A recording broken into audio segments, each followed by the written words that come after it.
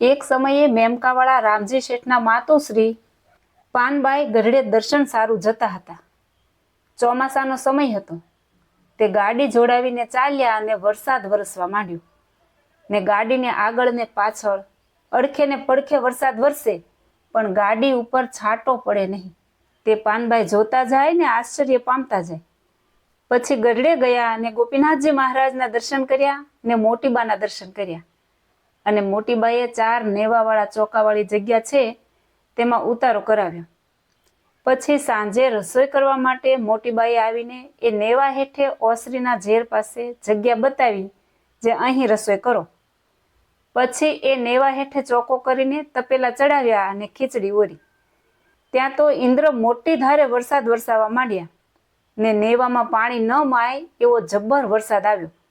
પણ જેટલા નેવા હેઠળ રસોઈ કરવા બેઠા હતા તે ઉપર વરસાદનો છાંટો પણ પડ્યો નહીં. ફળીના ચોકમાં પાણી ભરાયું તે પણ એ ચોકની એક કોરે થઈને ચાલ્યું જાય પણ ચોકમાં આવે નહીં.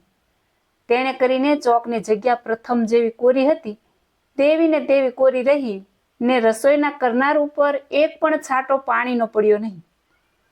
પછી એ વરસાદ રહી ગયો ત્યારે મોટીબા ત્યાં આવીને બોલ્યા છે, પાનબાઈ, તમને વરસાદે કાંઈ કનડગત કરી? ત્યારે પાનબાઈ કહે, હે માતાજી, તમે તો અમને અહીં આવતા રસ્તામાં પણ પલળવા દીધા નહીં ને અહીં પણ અમારો ચોખ્ખો કોરો રાખ્યો. તે અમારી બહુ ખબર રાખી.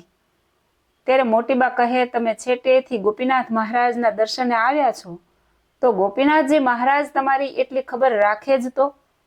બીજે દાડે પાનબાઈ ને જીવુબા ગોપીનાથ મહારાજના દર્શન કરવા મંદિરમાં ઠાકોરજીના સિંહાસન પાસે ગયા ને મોટીબા બોલ્યા, જે પાનબાઈ, જુઓ ને આ ગોપીનાથ મહારાજને બહુ ગરમી થાય છે, તે પરસેવો વળ્યો છે. ત્યારે પાનબાઈએ જોયું તો ગોપીનાથ મહારાજના મુખારવિંદ ઉપર પરસેવાના મોતિયા આવી ગયેલા ને હરિકૃષ્ણ મહારાજની મૂર્તિને પણ પરસેવાના મોતિયા આવેલા તે નજરે જોયા. પછી મોટીબાના હાથમાં ધોળો રૂમાલ હતો. તેણે કરીને હરિકૃષ્ણ મહારાજના અને ગોપીનાથજી મહારાજના મુખારવિંદ ઉપરથી પરસેવો લૂછ્યો ને રૂમાલ પલળી ગયો. તે રૂમાલ પાનબાઈને દેખાડ્યો. પછી વીંઝણો હતો તેણે કરીને મોટીબાઈએ ઠાકોરજીને પવન નાખ્યો. એવો પ્રતાપ પાનબાઈને દેખાડ્યો.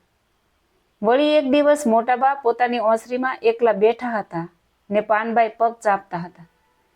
તે પાનબાઈ બોલ્યા, જે જુઓ ને બા, આ ગઢડામાં ગોપીનાથજી દેવ છે અને મૂળીમાં રાધાકૃષ્ણ દેવ છે. તે તો બે ભગવાનની મૂર્તિઓ છે. તે ત્યાં દર્શન કરીએ તો પણ પુણ્ય થાય. પણ હું વરસ ઘણા વર્ષથી અહીંયા આવું છું તે તો તમારા દર્શન કરવા આવું છું. વળી તમને દાદા ખાચરની બેન માનતી નથી, તમને તો લક્ષ્મીજી જાણીને આવું છું. એમ બોલતા હતા ત્યાં તો મોટીબાના શરીરમાંથી મહાપ્રકાશ થયો. તે જોઈને પાનબાઈએ મોટીબાના પગમાં માથું મૂકીને કહ્યું, જે બા, એક વચન આપો. ત્યારે મોટાબા કહે, જે માગો તે આપું.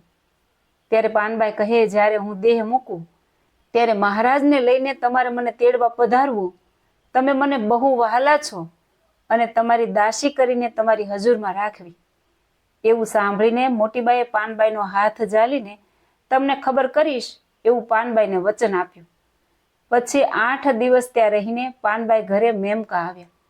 કેટલાક દિવસ પછી પાનબાઈનો દેહ પડવાનો થયો ત્યારે 3 દિવસ પહેલા સ્વપ્નમાં મોટીબાના દર્શન થયા અને મોટીબા એમ બોલ્યા છે, આજથી 3જા દિવસે મહારાજ તમને તેડવા આવશે. રાજબાઈ, લાડુબાઈ ને હું પણ ભેગા આવીશું. તમે તૈયાર થઈ રહેજો. એમ રાત્રે સ્વપ્નમાં દેખ્યું. પછી સવારના પહોરમાં એ વાત પાનબાઈએ પોતાના દીકરા રામજીને કરી.